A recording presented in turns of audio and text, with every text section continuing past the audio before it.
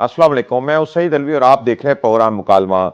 नाज़रीन, दुश्मन पाकिस्तान के निशाने पर पाकिस्तान का 3 दिन में दूसरा कामयाब मिसाइल तजर्बा। ज़मीन से ज़मीन तक मार करने वाले फतेह मिसाइल की 120 किलोमीटर तक हदफ का निशाना बनाने की सलाहियत है, जिसका कामयाब तजर्बा कर लिया गया। ISPR के मुताबिक मिसाइल तजर्बा मश्क इंडस के दौरान किया गया। आर्मी चीफ की जानब से भी मुबारकबाद पेश की गई। अफवाज पाकिस्तान की तैयारी सलाहियत पर मुकम्मल एतमाद का इजहार किया गया। दिफा वतन के लिए पाक फौज हर जारियत का मुंह तोड़ जवाब देने के लिए तैयार। Army chief general Syed Asim Munir की कायदाना सलाहियतों का आलमी सतह पर तस्लीम कर लिया गया।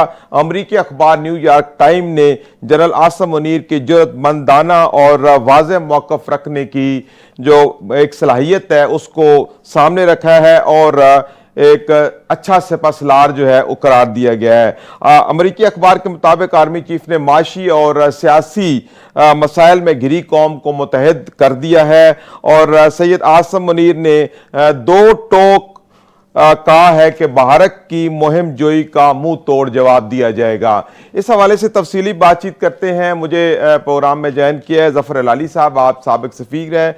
ज़फ़र हलाली साहब, प्रोग्राम में खुशामदीद। ज़फ़र हलाली साहब, क्या देखते हैं, सूरत हाल किस तरफ जा रही है? आलमोस्ट दूसरा हफ्ता है, अभी तक तैयारियां दोनों तरफ से लग रही हैं, लेकिन जो अल्ज़ामात भारत ने पाकिस्तान के ऊपर लगाए हैं उसके कोई सबूत देने से कासर है। क्या देखते हैं, सूरत हाल किस तरफ जा रही है? देखिए, पहली बात तो यह है कि बिल्कुल आपने सही फरमाया कि पूरा दुनिया ठहरा हुआ था सबूत के लिए, मगर सबूत कुछ नहीं आया। और यही वजह है जो मेरे ख्याल में कि उस किस्म का पावरफुल सपोर्ट जो हिंदुस्तान सोच रहा था उनको मिलेगा, उसको नहीं मिला है। सही। और जो भी हैं वो कह रहे हैं कि बातचीत करें, स्केल डाउन, सब हम माने दोनों पाकिस्तान उसको, मगर अगर उनके पास सबूत था तो मेरे ख्याल में दुनिया जो होता उसका reaction would be much stronger in favour of India. सही। देखिए, मैं जैसे देख रहा हूँ, आई एम सॉरी, मगर मैं समझता हूँ कि बड़ा ये वेरी सीरियस सिचुएशन है। और ये सिचुएशन आज नहीं, अब तो मैं समझता हूँ कि ये पूरा जो प्लान है पुलग्राम क्या कैसे पुलग्राम क्या है ये पहलगाम जी, ये शुरू से 3 मुल्कों ने, मेरे ख्याल में इट्स अ प्लान सही, कि इजराइल, इंडिया और हिंदुस्तान जी, sorry I beg your pardon, Israel, India और अमेरिका। अच्छा। इजराइल ने तो हमें बार बार कह दिया है कि हम एक मुसलमान न्यूक्लियर पावर हमारे नजदीक नहीं रह सकता। In other words, we can not afford, हम कर ही नहीं सकते कि ऐसे पावर को रहने दें। और इसलिए उन्होंने न्यूक्लियर टॉक्स जो हो रहे थे ईरान के साथ, अमेरिका ईरान, मेरे ख्याल में, और दुनिया भी ये ज्यादा समझती है कि इजराइल ने उनको तोड़ा। अब ईरान पे वो अटैक करेगा। अब सिर्फ बात ये है कि अकेला करे कि अमेरिका भी साथ होगा। अमेरिका तो साथ है उनके, बल्कि अटैक कर ही नहीं सकता बगैर अमेरिका की इजाजत। तो क्या होगा, या अकेला या obviously America will join them. इसलिए कि वो टॉक्स जो हैं वो लगता है कि वो अब ब्रेक डाउन हो गया। सही। तो अब देखिए, ईरान के साथ अगर वो जंग शुरू हो तो वो वक्त नहीं है कि वो पाकिस्तान के साथ। और सबसे बड़ा डेवलपमेंट जो हमारे वहाँ हुआ है, जो अब तक मैं सोचता ये अगर नहीं होता तो अब तक जंग छिड़ जाती, और क्या पता न्यूक्लियर भी जंग। और वो है चाइना का सपोर्ट। चाइना का जो सपोर्ट पाकिस्तान के लिए आया है, ये एक कॉम्प्लिकेटिंग फैक्टर है। इससे पहले किसी ने ये समझा नहीं कि इस तरीके का सपोर्ट कि हम पाकिस्तान की सॉवरेनिटी और टेरिटोरियल इंटेग्रिटी को सपोर्ट करते हैं, माने वी विल ऑलमोस्ट कि हम इसके लिए लड़ेंगे। सही। तो ये एक बहुत बड़ा फैक्टर है। दिस सब चीज को ये थोड़ा सा सही। thrown out अच्छा, कर दिया। मैं जहां तक समझाऊं जफर अली साहब, आप ये कहना चाह रहे हैं कि चाइना सिर्फ जबानी तौर पे नहीं, फौजी तौर पे भी हमारे पीछे खड़ा है। ये जो उन्होंने सपोर्ट की बात की है, जैसे आपने खुद कहा है कि अगर खुदा न खास्ता कोई ऐसा वक्त आता है तो फौजी तौर पर भी जो चीन है वो पाकिस्तान की हमायत करेगा और साथ खड़ा होगा। बिल्कुल, देखिए अगर हम चले गए तो वो सीपेक किधर गया? सही अगर हमें ये हो गया तो belt and road initiative China का किधर गया? सही। और आप देखें चाइना के जो क्लेम है अगेंस्ट इंडिया, वो भी डजंट मेक सेंस जब तक पाकिस्तान उनके कम से कम साथ ना दे। तो मेरे अपने ख्याल में चाइना का सपोर्ट टू पाकिस्तान, लोग आपके सवाल से ऐसा महसूस हो रहा है कि आप समझते हैं कि ये it won't be actually tactile support, माने फिजिकल सपोर्ट नहीं होगा। मैं समझता हूँ होगा और अनलेस वो होगा, जब तक अगर वो ना हो तो फिर चाइना तो अच्छा, फिर ये जफर अली साहब, चाइना किस तरीके से कोई बॉर्डर खोलेगा वो इंडिया की तरफ से, या हमें को फौजी सपोर्ट देगा, को तैयारे देगा, या किसी तरीके से हमें टेक्निकल सपोर्ट देगा? वो अपने ट्रूप्स को तो मूव कर गया है। सही। उसने कहा है कि हम सपोर्ट करते हैं पाकिस्तान की टेरिटोरियल इंटेग्रिटी और सॉवरेनिटी। जी बिल्कुल, बहुत क्लियर कट बात है, बिल्कुल सही कह रहे हैं। तो फिर क्यों नहीं हमारे साथ खड़े होंगे? अगर नहीं खड़े होते तो ये कैटेगोरिकल स्टेटमेंट उनको देने की क्या जरूरत थी? सही सही। अच्छा, ये तो चाइना की बात है। चाइना के अलावा अक़वाम आलम में और भी कोई कौम है जो पाकिस्तान के साथ खड़ी हो सकती है, खुदा न खास्ता अगर कल कोई मुश्किल वक्त आता है तो? वो एक ही कौम है जी, वो है तुर्की। उन्होंने तो कुछ दिया भी है और किया भी है। और कौन सा कौम है? अरब मुल्क तो नहीं है ना। अरब मुल्क तो वो हमें अगर उनकी कोई भी सपोर्ट होगा तो वो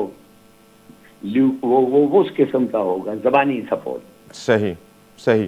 तो आप क्या समझते हैं कि अगर खुदा न खास्ता को भारत की तरफ से जारियत होती है तो उसमें इसराइल का क्या किरदार हो सकता है? भाई साहब, इजराइल ने 2 दफे 1990 में और अब रिसेंटली 2 दफे अमेरिका के नॉलेज के अंदर जी और हिंदुस्तान के समेत जी हमारे न्यूक्लियर फैसिलिटीज को तो बम करने वाला जी था।